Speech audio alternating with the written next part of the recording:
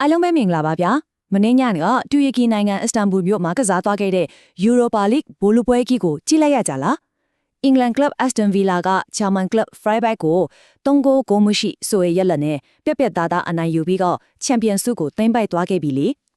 ဆိုတော့ဒီပွဲစဉ်ရဲ့တမိုင်းဝင်အခိုက်အတန့်ဒီအဲ့ဒီကတော့ချက်သေးကိုဒီအစီအစဉ်လေးကနေအသေးစိတ်ပြန်ပြီးသုံးသပ်ကြည့်လိုက်အောင်ဗျာအရင်ဆုံးကိန်းကနန်းတစ်ခုကိုကြည့်အောင်44ဟုတ်ပါတယ်44နှစ်ပါ1982ခုနှစ်တုန်းကဥရောပဖလားကိုရခဲ့ပြီးကလေးကဆိုရင်အက်စတန်ဗီလာအတွက်ဥရောပအဆင့်အောင်မြင်မှုတစ်ခုကိုပြန်ရဖို့ဒီလောက်နှစ်ပေါင်းများစွာအကြာကြီးစောင့်ဆိုင်းခဲ့ရတာပါ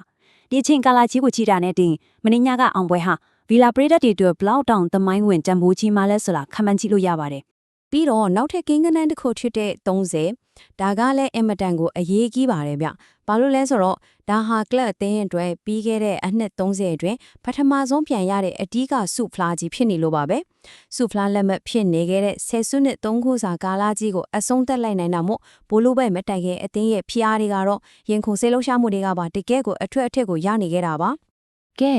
ဒီသမိုင်းဝင်အောင်ပွဲကြီးဘူးဖြစ်ဒီလာလဲဆိုတာကိုဆက်ကြည့်ကြရအောင်။ပွဲစဉ်ရလဒ်ကိုအချမ်းပြင်းပြန်ကြည့်ရရင်နော်။ Aston Villa ဟာပေကိုလုံးဝမရှိပဲ3ဂိုးပြန်တဲ့ကိုအပြတ်သက်ခြေစွမ်းပြသွားခဲ့တာပါဒီပွဲမှာအသင်းအတွက်ချန်ပီယံဆုကိုတေချာစေခဲ့တဲ့သမိုင်းဝင်ဂိုးရှင်တွေကတော့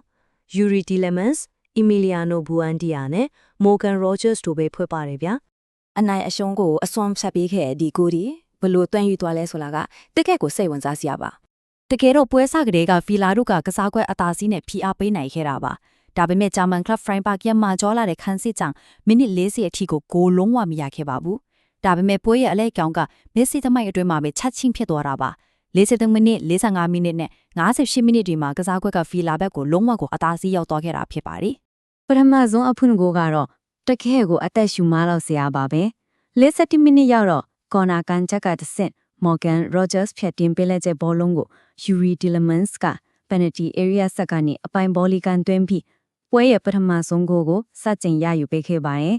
်ဒီဂိုးလာFreiburg ရဲ့ခိုင်မာလာတဲ့ခန်းစစ်တန်တိုင်းကိုဖြစ်ဖြိုးဆင်းသွားစေတဲ့အထူးတော့ချက်ဖြစ်သွားခဲ့ရပါ။အိုတိတ်မကြပါဘူး45မိနစ်ပထမပိုင်းပြီးခါနီးနာချိန်အချိန်ပေါ်မှာပဲအာဂျင်တီးနားကွေးလက်လူအီမီလီယာနိုဘွန်ဒီယာကအိရိယာပြင်ဘက်ကနေဂိုးတောင်းထဲကိုလှပပကွေးကန်ဒီတွင်းယူသွားပြန်ပါတယ်။ပထမပိုင်းမပြီးခင်လေးမှာပဲငကိုးပြတ်သွားတဲ့အတွက်တစ်ဖက်အသင်းကိုတော်တော်လေးစိတ်တက်ကြသွားစေခဲ့ပြီးဗီလာလို့ပွဲကိုစောစောစီးစီးအပြည့်အဝထိန်းချုပ်လိုက်ပြီးဆိုတာရှင်းလင်းသွားစေပါတယ်။ဒုတိယပိုင်း58မိနစ်မှာတော့ဗီလာရဲ့ချန်ပီယံမျောလင့်ချက်ကိုအပိသက်သေစားစေခဲ့တဲ့တတိယဂိုးကိုတွေ့ရပြန်ပါတယ်။ဒီပွဲမှာအကောင်းဆုံးခြေစွမ်းပြနိုင်ခဲ့တဲ့ Morgan Rogers ကဘွန်ဒီယာရဲ့ဖန်တီးပေးမှုနဲ့တဆင့်ပိတ်ထွင်းပြီးရယူပေးခဲ့တာပါ။တတိထားကြည့်မိဖို့ကောင်းတာကပထမဂိုးမှာဖန်တီးရှင်ဖြစ်ခဲ့တဲ့ Rogers ကိုတိုင်အခုလိုတတိယဂိုးကိုအဆုံးသက်သွင်းယူခဲ့တာပါပဲ။ဒါပွဲကိုလုံးဝအဆုံးသတ်လိုက်တာပါပဲဗျာ။ကဲဒီလိုအောင်မြင်မှုတွေရဲ့နောက်ွယ်က Europa League ဘီယင်ဂျီ Unai Emery အကြောင်းကိုနည်းနည်းလောက်ပြောကြည့်အောင်။ကွင်းတွေကအောင်ပွဲရီရဲ့နောက်ွယ်ကအဓိကဦးနောက်ကတော့နီးပြ